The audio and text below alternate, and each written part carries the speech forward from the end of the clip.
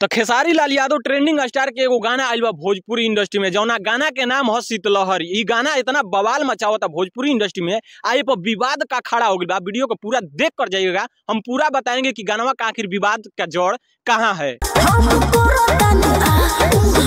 पीछे दिन खेसारी लाल यादव के गाना आवता बिना पोस्टर बिना टीजर के शीतलहरी। आई गाना में भैया अंदर का दिखता आ सोशल मीडिया पर ही हाला होखे लागता कि खेसारी लाल यादव अश्लीलता के प्रचारक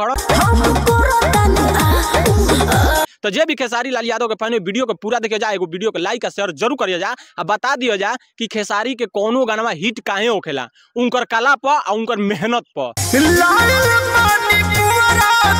शीतलहरी गाना एक दिन में भैया 1 मिलियन चला गया है और गाने का दम इतना है कि भोजपुरी इंडस्ट्री में बड़े बड़े कलाकार को हिलाने का काम कर सकता है ये गाना। शीतलहरी गाना भैया ठंडा के मौसम में खेसारी लाल यादव अपन जादू ई गाना में दिखैले बाड़ा आ कहता लोग कि गाना में भीतर इतना अश्लीलता फैलल बाड़ा खेसारी लाल यादव कि भैया ई गाना भोजपुरी इंडस्ट्री में तो चल ही के ना चाहिए। तो हम ओकरा के जवाब देते कि जब तक खेसारी लाल यादव भोजपुरी इंडस्ट्री में खड़ा बाड़न तब तक भोजपुरी इंडस्ट्री खड़ा बा आ जब ये बैठ गिलन तो स्वाहा हो जाई भोजपुरी इंडस्ट्री के। जे भी खेसारी लाल यादव के फैन होई भैया ये गाना के बताइए कि कैसन तो गाना लगल है, एगो कमेंट करके बताइए जा ओकरा के जे खेसारी लाल यादव पर विरोध करता ई गाना के लेके।